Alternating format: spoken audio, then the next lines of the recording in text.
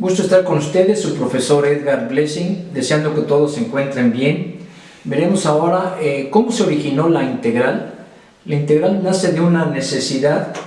Esto fue en la antigua Grecia, en la época de Solón, Séneca, Platón, Aristóteles, Pitágoras, entre muchos otros. Dice, el problema de calcular el área de un terreno o parcela irregular en la antigua Grecia, donde no se podía determinar con una fórmula como la del círculo, hexágono, trapecio, triángulo, cuadrado. O sea, se refieren a áreas irregulares. Esto mencionado y quizá algunas más, existía una fórmula ya en ese momento. Prácticamente estamos hablando hace 2500 años. Bueno, hace poco más de 2300 años los helénicos desarrollaron el método de exhaustión para el cálculo de áreas irregulares. El método consiste en ir inscribiendo en la región áreas más sencillas de calcular, en polígonos, como los que habíamos dicho, ¿no? Triángulo, circunferencia, rectángulo, trapecio, etc., ¿no? Dice, poligonales de áreas de fórmulas establecidas o ya conocidas en ese momento. Tenemos esta situación. Emplearon el método de exhaustión consistente en determinar el área de una región irregular por medio de aproximaciones, como habíamos visto, ¿no? Utilizando áreas poligonales, cuya área sea más fácil de calcular. Bueno, no sé si ustedes alcancen a ver bien, pero miren, esto sería un trapecio. Esta parte de aquí sería un cuadrado o rectángulo, no importa que sea, es base por altura o lado por lado. Y aquí pueden ver, sería un triángulo rectángulo, que sería la base por la altura. Si no lo ven claro, véanlo en esta forma. Se desglosó en tres figuras. La 1, que es un rectángulo. La 2, que es un triángulo rectángulo, que es base por altura sobre 2. El trapecio. Entonces ellos calcularon la área 1, la 2 y la 3, y ¿qué hicieron después? Sumar las áreas 1, 2 y 3. Esto era un área irregular, pero en este caso era algo muy sencillo. Había que hacer, para este tipo de ejemplo, 3 áreas y una simple suma. Y para este otro tipo de áreas, ¿cómo se aproximan si no son polígonos regulares? Se refieren a esto. Queremos encontrar el área entre una senoidal y una cosenoidal. Esta área en azul. ¿Cómo le habrán hecho? Bueno, espero que se note en pantalla. Aquí hay una serie de líneas. Esta es la trama de estas gráficas, que eso sirvió como ayuda. Se sigue empleando el método de exhaustión. Estamos refiriéndonos a los antiguos griegos. Dice, pero ahora agregando pequeños rectángulos, y mientras más pequeños se hagan, más exacta será el área que se desee encontrar, como lo que vimos en la gráfica anterior. Bueno, el teorema fundamental dice que se puede encontrar el área bajo la curva. Esta es una curva cualquiera, donde y es igual a una función de x. Esta función de x puede ser senoidal, como estábamos viendo, una cosenoidal, una logarítmica, una exponencial, una poligonal, quizá la parte de una elipse o de una parábola, entre muchas otras. Bueno, aquí dicen que hay que encontrar el área entre esta línea roja y estas líneas negras. Sabemos que la distancia que hay del eje de las Y hasta el punto A, si queremos toda esta área, sería la resta del eje de las Y al punto B. Entonces dices, le restas la función evaluada en A menos la función en B. Entonces tendríamos esta área bajo la curva.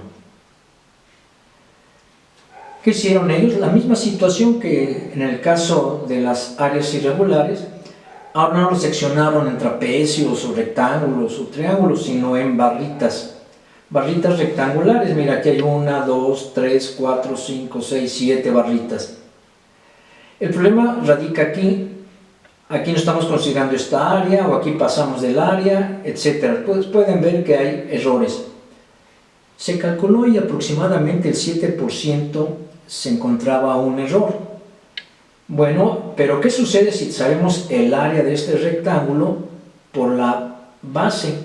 Esta base es de x. De x quiere decir diferencial de x. Diferencial de x es una palabra muy matemática o muy de físicos. En otra situación más real, para arquitectos, ingenieros civiles o mecánicos, quiere decir un pedacito de ancho. Un pedacito de ancho de todo este ancho de A hasta B o de B hasta A, ¿no?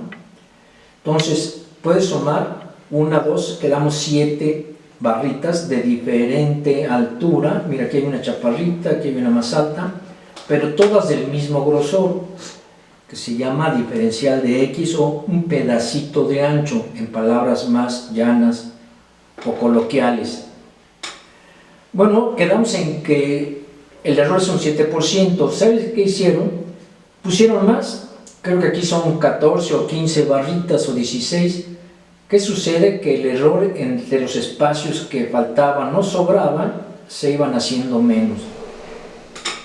Nada más que si en el caso anterior eran 3 sumas, en el caso posterior eran 7, aquí serían 15 o 16 sumas, es cosa de contar las barritas.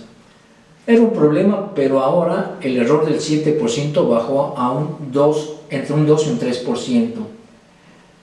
Esto fue más o menos 4 siglos antes de Cristo.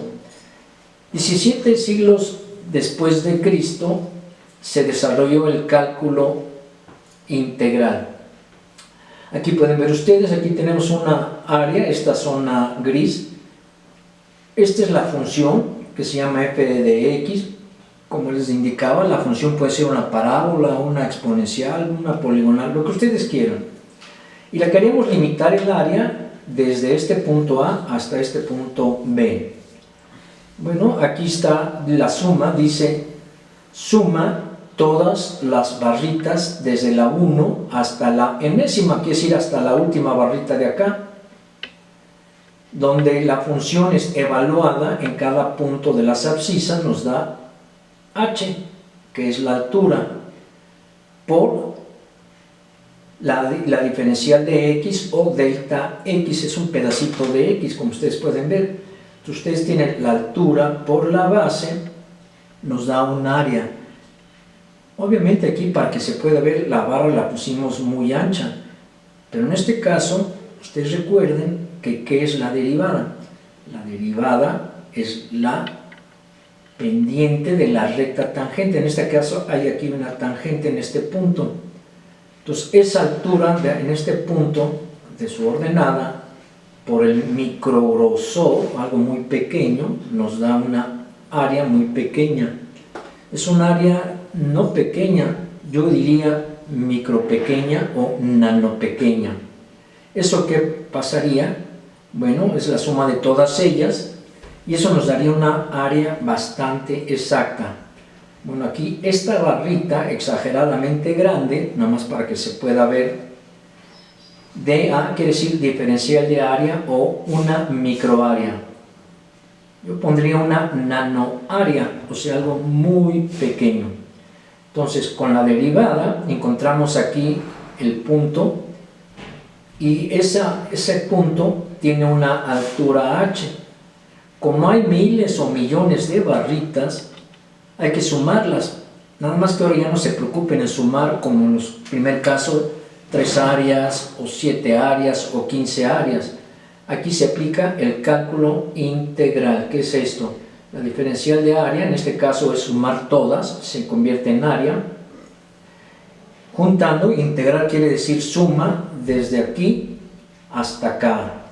De la función, que es nuestra función, que es la altura, se convierte en altura, por la diferencial de x, que es el mini o micro o nano ancho.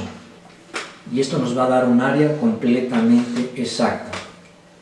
Bueno, esto fue a finales del siglo XVII con los físicos Leibniz en Alemania e Isaac Newton en Inglaterra. Se generó el cálculo integral. Esperando que esto haya sido de su agrado y de su comprensión, les agradezco su atención. Muchas gracias.